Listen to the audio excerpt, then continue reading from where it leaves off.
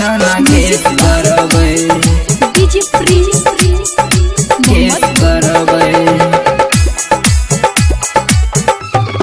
Recording by Rajiv rock film Supaul. हमर cycle दलकै mobile जियो सेहो छीन ललकै देवर बनी हीरो। जैतियै थाना केस करबै सखी गे, जैतियै थाना केस करबै केस करबै।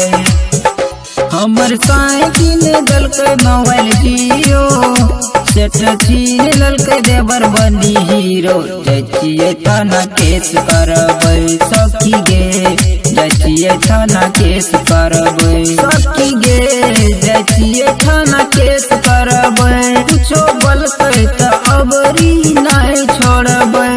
हमर साइकिल दलकै मोबाइल जियो सेहो छीन ललकै देवर बनी हीरो। जैतियै थाना केस करबै सखी गे, जैतियै थाना केस करबै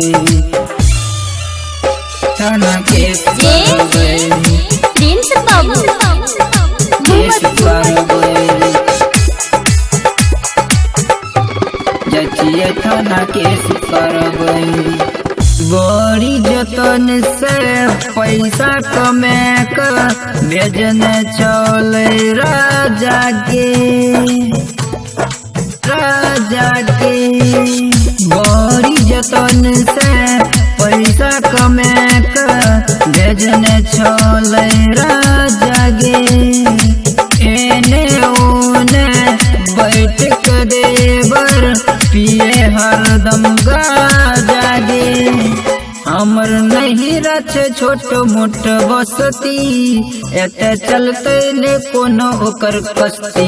जैतियै थाना केस करबै सखी गे, जैतियै थाना केस करबै सखी गे, जैतियै थाना केस करबै। कुछो बोलतै त अब की नहीं छोड़बै। हमर साइकिल दलकै मोबाइल जियो सेट छीन ललकै देवर बनी हीरो। जैतियै थाना केस करबै सखी गे, जैतियै थाना केस करबै थाना केस करबै प्रिंस बाबू थाना केस करबै थाना केस करबै। जलंधर से भेजने रहे कीन का मोबाइल गे, कीन का मोबाइल गे। जलंधर से भेजने रहे कीन का मोबाइल गे। से हो मोबाइल छीन के देवर मारै छै स्टाइल गे।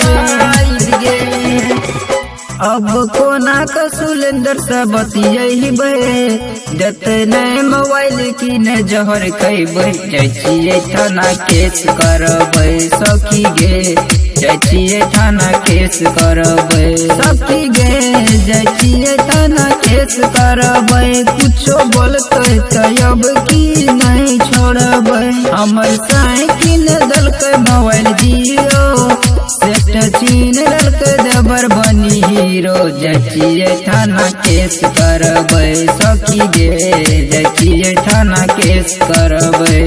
रिकॉर्डिंग